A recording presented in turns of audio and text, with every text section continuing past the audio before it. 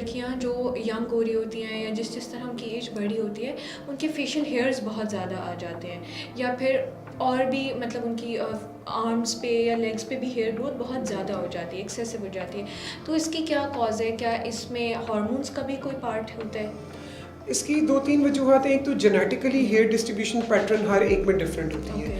बाकी हमारे environmental factor, diets, androgen का एक्सेसिव बॉडी में होना, जिसमें PCOS इस वक्त कॉमन प्रॉब्लम है हमारी यंग बच्चियों में। उनकी लाइफस्टाइल अनहेल्दी है, कोई फिजिकल एक्टिविटी नहीं है, डाइट में टोटल जंक फूड शामिल है, एंड्रोजन्स का एक्सेस हो जाता है बॉडी में, जिसकी वजह से फेशियल हेयर चिन पे, अपर लिप्स पे, चेस्ट पे, ऑल ओवर द बॉडी से आते हैं। और बहुत रेयर होता है कि अगर कोई एड्रेनल ट्यूमर हो जो कि बॉडी में इतना एंड्रोजन बना रहा है, तो उसकी वजह से फिर ये हेयर भी, एक्नी भी, एलोपेशिया भी और वॉइस का चेंज, ये सब नोटिस किया जाता है।